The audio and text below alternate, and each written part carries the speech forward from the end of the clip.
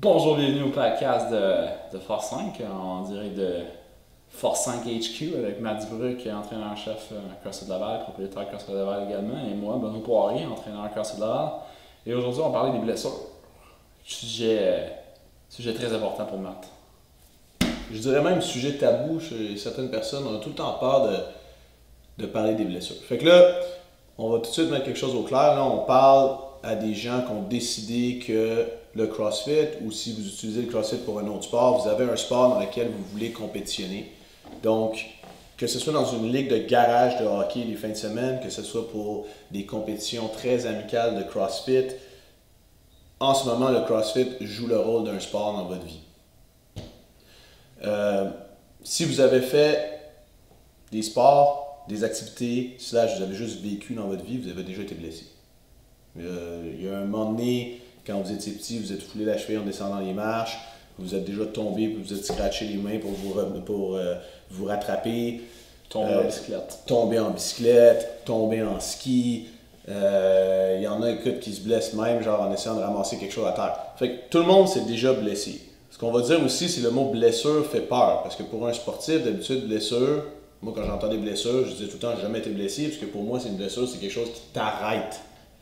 Genre, tu te casses le dos, là, ça t'arrête. Ouais, ou qui t'empêche de t'entraîner pour un certain temps. Ouais. Là, on va parler que la vraie définition de blessure, c'est.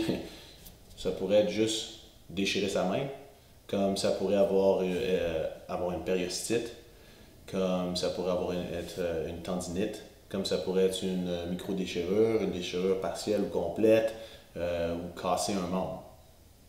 Une hernie discale, une entorse, tout ça, ça peut être des blessures. Fait que c'est assez vaste aussi. On n'est pas là avec Benoît non plus pour vous encourager à vous blesser. On est juste là pour dire, si vous travaillez vos mouvements techniquement, si vous suivez une programmation qui a de l'allure, vous minimisez énormément vos risques de blessure. Ceci étant dit, les risques de blessure sont là. Il y a des gens qui vont se blesser. Il y a des gens qui vont se blesser parce que aussitôt que tu ajoutes l'intensité, aussitôt que tu ajoutes un élément de compétition dans un sport, et surtout une compétition elle-même peut être un environnement propice à des blessures. Moi, je l'ai vécu l'été passé au Fun Showdown. Des mouvements dans lesquels je suis compétent, mais une erreur mentale, feu de l'action, puis soudainement j'ai fait un entorse au poignet. Ça arrive parfois, définitivement. Mais c'est pas la blessure en soi qui est important. C'est comment vous réagissez après. La blessure, fine, faut dealer avec, faut prendre le soin, il faut aller voir un médecin si nécessaire. Mais là, je pense qu'on va essayer de parler un petit peu du concept de l'entraînement. Entraîner avec une blessure. C'est ça, en fait, faut s'apercevoir que c'est inévitable d'être blessé à un moment donné, de se déchirer la main, d'avoir une petite inflammation, une articulation, d'aller jusqu'à une foulure au poignet comme Ben a eu, ou malheureusement, moi dans mes anciens sports, j'ai déjà eu 2 hernies discales parce que j'ai reçu un choc à un moment donné. Donc, ça va arriver dans votre carrière, ça va arriver dans votre vie, on ne peut pas l'éviter. On peut minimiser les risques comme on a vu, comme je viens d'en parler. Là maintenant, on veut juste faire un plan d'action parce que comme ça va arriver, qu'est-ce qu'on va faire quand ça va arriver? La première chose, c'est qu'il y a 2 attitudes à éviter. La première, c'est nier qu'on est blessé, puis continuer à s'entraîner comme si rien n'avait changé. Oui. Et ça, c'est définitivement dangereux parce que ce qui arrive souvent dans ces cas-là, c'est que les gens empirent leurs blessures. La deuxième, c'est parce que je suis blessé, je ne pourrais pas m'entraîner à 100%, fait que je m'arrête pendant 2-3 mois. Et ça, en termes de fitness, c'est se tirer une balle dans le pied. Ça ne le cachera pas. Fait qu'il faut être entre les deux. Il faut avoir un plan que, on va donner un exemple, Ben puis moi, dans la dernière année, on a eu des blessures au poignet. Fait qu'on est habitué avec ça. Donc, moi, j'ai eu une déchirure presque complète d'un ligament dans le poignet gauche, puis Ben, il a eu une entorse au poignet droit. Dans l'immédiat, il faut aller voir l'attention médicale pour savoir c'est quoi la blessure. Puis, dans l'immédiat, il faut trouver une façon de s'entraîner sans que ça fasse mal, zéro. Fait qu'il nous manque une main, on est capable de s'entraîner avec l'autre main, avec les jambes, on est capable de faire de la course, on est capable de faire à peu près n'importe quoi qui nous maintient quand même actifs. Ça, c'est dans l'immédiat. Ouais, c'est pas parce que, admettons, si on prend notre premier, c'est pas parce que 5% de notre corps est blessé que le 95% autres de notre corps est inutilisable. Je veux dire, 95% de notre corps est à 100%, ben, c'est temps de pousser à 100% avec ce qui est fonctionnel. Là-dessus, il y a sûrement une couple de personnes qui ont levé des sourcils quand j'ai dit on peut s'entraîner avec l'autre partie du corps. Parce qu'il y a toujours la peur de oui, mais si j'entraîne juste un côté, je vais devenir tellement plus fort de ce côté-là. Bon, ben, j'en suis la preuve vivante. Là. Vous me regardez, l'année passée, j'ai passé 8 mois à ne pas utiliser mon poignet gauche. Je suis relativement symétrique. Donc, il n'y a pas d'inquiétude à avoir. C'est sûr qu'en entraînant juste un côté, pendant un moment donné, on va devenir plus fort de ce côté-là. Sauf qu'il y a des choses relativement magiques dans lesquelles on ne va pas parler, mais votre corps est une incroyable machine. Dès que vous pouvez recommencer à utiliser l'autre côté est stimulé par le fait que vous avez eu des gains de force du côté droit, dans mon cas, exemple, et dans 2-3 semaines, ça s'égalise. Donc, vous pouvez aller regarder sur Internet les études là-dessus, tout ça, puis voir comment c'est faisable au niveau physiologique. On ne rentrera pas là-dedans. Mais il n'y a pas d'inquiétude à s'entraîner juste d'un côté pendant une portion de sa vie. C'est pas la même chose que de décider de se mettre une main dans le dos pendant les 15 prochaines années de sa vie. C'est sûr qu'on risque d'avoir une atrophie, mais quelques mois, voire une année, c'est pas un problème.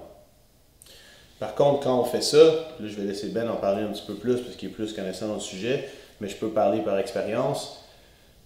Le premier mois, ça peut aller, on est comme bon, ok, j'ai hâte que la guérison commence à s'enclencher puis que j'ai plus mal, au moins je reste actif, je vois mes amis au gym, ça va bien. Deuxième mois, troisième mois, dépendamment de la longueur de la blessure, on commence à avoir un down, c'est normal. On commence à se dire, est-ce qu'un jour, je vais récupérer? T'sais? Fait que là, il faut apprendre à passer au travers de ça, le côté mental et psychologique de la blessure. Oui, effectivement. Et c'est là qu'avoir des objectifs et un bon système de support, c'est très important. Vos amis au gym sont indispensables et vos coachs aussi sont indispensables à ce moment-là pour vous garder sur le droit chemin. C'est trop facile en anglais, on dit fall off the bandwagon. C'est de complètement descendre du train. Descendre du train, c'est ça, descendre du train à cause d'une blessure. Mais des blessures, souvent, c'est des opportunités pour faire des gains ailleurs. Comme je dis souvent à des gens qui se blessent une jambe, mais là, c'est le temps de commencer à devenir vraiment fort en gymnastique. Des gens qui se blessent à l'épaule, mais là, c'est vraiment le temps de devenir meilleur peut-être en squat ou en deadlift ou des mouvements d'haltéro.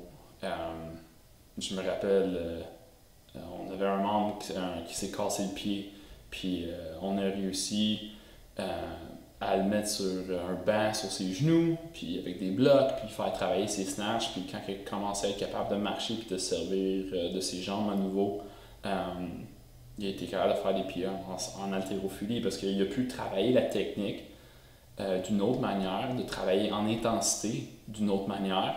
Ça l'a gardé motivé et quand il est revenu de sa blessure, il n'avait jamais vraiment descendu du train, mais il était prêt. Il était prêt à recommencer à s'entraîner fort, puis il était motivé à s'entraîner fort. Fait que, voyez-le comme ça. C'est impossible d'apprendre à devenir très bon dans quelque chose sans faire des erreurs. Mais on pourrait rajouter, c'est impossible de devenir très bon dans quelque chose sans jamais avoir de l'inconfort ou une petite blessure. On ne parle pas de grosses blessures. Encore une fois, c'est pas une vidéo qui dit entraînez-vous jusqu'à ce que vous vous blessiez. Là. On essaie toujours d'être le plus sécuritaire possible, sauf que inévitablement, il va y avoir une blessure à un moment donné ou un autre, aussi petite qu'elle soit, mais ça va vous incommoder. Donc, pour devenir très bon dans quelque chose, on ne peut jamais s'y rendre sans devoir passer par une ou plusieurs blessures.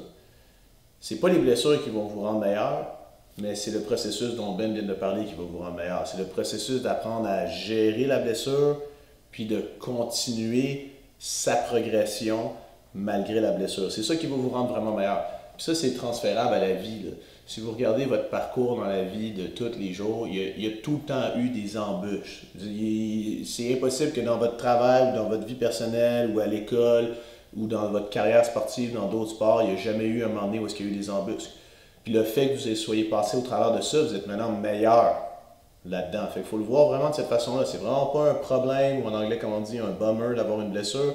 C'est sûr que c'est embêtant dans la première journée parce qu'on est fâché. Il faut juste prendre ça comme une opportunité, de, comme Ben a dit, de travailler le reste, mais aussi de grandir dans le sport. D'apprendre que ça risque de réarriver, il faut que je me trouve un plan, il faut que je me trouve une façon pour pouvoir survivre à ça, puis le surpasser. Généralement, c'est pas la blessure qui est problématique, c'est votre réaction à la blessure. Si vous réagissez bien de la blessure, vous allez définitivement en sortir plus fort. Si vous réagissez mal, et si mal veut dire abandonner ou de s'arrêter en plein milieu du chemin, ben, un peu comme dans le fable de la tortue et Le renard. non, pas la tortue, le renard, la course entre le lapin et la tortue. Ah, le lapin et la tortue, pardon. Les lapins, s'ils s'arrêtent en plein milieu du chemin parce qu'ils sont blessés, mais à un moment donné, les tortues vont rattraper. Puis, ce que je veux dire par ça, c'est que les gens qui continuent à travailler d'une manière constante, même blessés, vont finir par être des meilleurs athlètes que les gens qui progressent vite, qui se blessent, qui s'arrêtent, puis à un moment donné, ils repartent tantôt. Good. Fait que, encore une fois, on vous encourage pas à vous blesser. On vous dit pas de vous entraîner. Une des erreurs dont on a parlé justement, c'est de s'entraîner comme si on n'était pas blessé quand on a blessé. Grosse erreur. On fait juste vous donner des façons, des approches différentes face à la blessure pour être capable de que ce soit juste une bosse dans votre parcours puis que bientôt elle soit derrière vous puis que vous ayez pu continuer à avancer pendant ce temps-là. Bonne semaine. Bonne semaine.